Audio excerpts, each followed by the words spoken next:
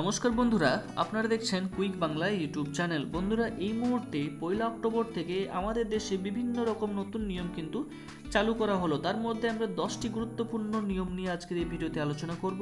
আপনারা অবশ্যই এই 10টি গুরুত্বপূর্ণ নিয়মগুলি জেনে রাখা দরকার। তো বন্ধুরা, পুরোপুরি ভিডিওটি শেষ পর্যন্ত দেখুন। খুব কুইকলি কিন্তু আপনাদের আপডেটগুলো জানিয়ে দেব এবং চ্যানেলে নতুন হলে অবশ্যই সাবস্ক্রাইব করে রাখবেন এই ধরনের ইম্পর্টেন্ট আপডেটগুলো পেয়ে যাওয়ার জন্য।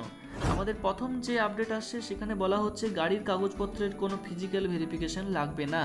বন্ধুরা, আপনারা আমাদের চ্যানেলকে নিয়মিত ফলো করে থাকলে অবশ্যই জানবেন, একটা আমি ভিডিও করে জানিয়েছিলাম যে ড্রাইভিং লাইসেন্স সহ রেজিস্ট্রেশন সার্টিফিকেট, ইন্স্যুরেন্স সার্টিফিকেট আপনাকে আর গাড়িতে বহন করতে হবে না হার্ড কপি হিসেবে।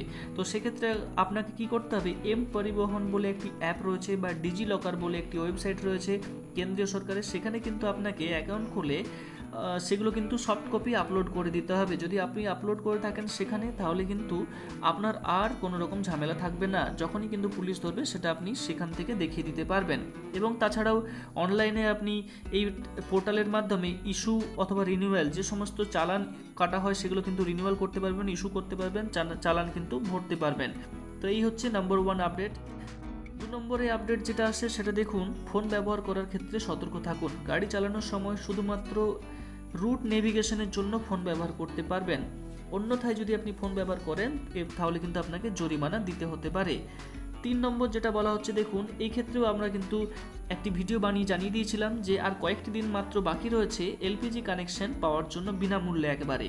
তো সেক্ষেত্রে আপনি যদি ভিডিওটি দেখে থাকেন অবশ্যই আপনার কাজে আসবে। তো 30 সেপ্টেম্বরে কিন্তু বিনামূল্যে যে এলপিজি দেওয়ার প্রস্তাবটি ছিল সেটা কিন্তু শেষ হয়ে যাচ্ছে। আজ থেকে নতুন গ্যাস কানেকশন নিতে গেলে লাগবে টাকা। 4 নম্বরে বলা হচ্ছে, দেখুন বিদেশে টাকা পাঠাতে হলে বা ট্রান্সফার করতে হলে লাগবে অতিরিক্ত 5% কর। বিদেশে 7 লক্ষ টাকার বেশি পাঠাতে হলে 5% কর দিতে হবে যদি প্রেরক তার ওই আয়ের কোনো টিডিএস না দিয়ে থাকেন। বিদেশে টাকা পাঠানোর সময় ব্যাংকেই ওই কর কিন্তু কেটে নেবে। 5 নম্বরে যে আপডেট বেরিয়ে আসছে, দেখুন এটা খুব গুরুত্বপূর্ণ। আজ থেকে মিষ্টির গায়ে লিখে রাখতে হবে এক্সপায়ারি ডেট এবং বেস্ট বিফোর সময়সীমা। এই আপডেটটি কেমন লাগলো অবশ্যই কমেন্ট করে জানাবেন। অক্টোবরের পয়লা দিন সন্দেশ রসগোল্লার পরীক্ষার দিন। দেশের খাদ্য নিরাপত্তা ও মান নির্ণয় কর্তৃপক্ষের তরফে ফরমান অনুযায়ী 1 অক্টোবর থেকে বিপণিতে বা প্যাকেটের গায়ে ওষুধের মতো মিষ্টির এক্সপায়ারি তারিখ বা বেস্ট বিফোর সময়সীমা কিন্তু লেখা থাকবে, যার ফলে আপনি বুঝতে পারবেন কতদিন পুরনো আপনি মিষ্টিগুলো খাচ্ছেন।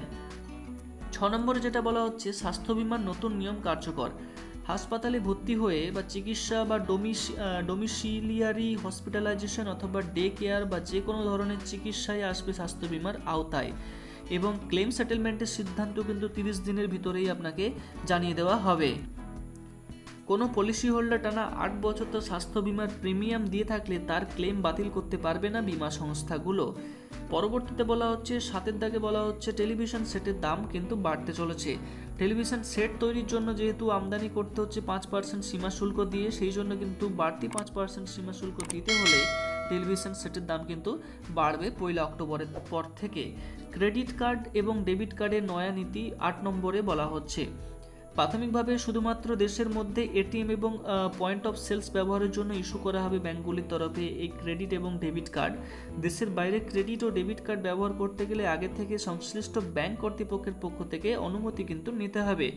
দেশের বাইরে থাকার নির্দিষ্ট সময়ের জন্য গ্রাহক কার্ডের আনুষঙ্গিক পরিষেবা পেতে নাম রেজিস্ট্রি করা, এটিএম, পিওএস এবং কার্ডহীন লেনদেনের ক্ষেত্রে লেনদেনের ঊর্ধ্বসীমা নির্ধারণ করা এবং দেশি বিদেশি ও কন্ট্যাক্টলেস ট্রানজ্যাকশন পরিষেবার জন্য প্রয়োজন মতো নাম নথিভুক্ত করতে পারেন। অর্থাৎ আপনি কিন্তু যদি দেশের বাইরে যান তাহলে কিন্তু এটিএমের যে ডেবিট কার্ড এবং ক্রেডিট কার্ড সেটা ব্যবহার করার জন্য ব্যাংক থেকে আপনাকে পারমিশন নিতে হবে। এই হলো আমাদের 8 নম্বর আপডেট। এরপর চলে আসবো 9 নম্বর আপডেটে। বলা হচ্ছে, অন্য খাওয়ার তেলে সরষে মেশানো পুরোপুরি বন্ধ হয়ে যাবে 1 অক্টোবরের পর থেকে। আমাদের দেশের যে খাদ্য নিরাপত্তা মান নির্ণয় কর্তৃপক্ষ রয়েছে সেখান থেকে বলা হয়েছে, অন্যান্য খাবার তেলে সরষে মেশানো পুরোপুরি বন্ধ। উত্তর ভারতে ব্যবহার হওয়া সস্তা তেল সংক্রান্ত নতুন এই নিয়ম জারি করা হয়েছে দেশের খাদ্য নিরাপত্তা ও মান নির্ণয় কর্তৃপক্ষের তরফ থেকে।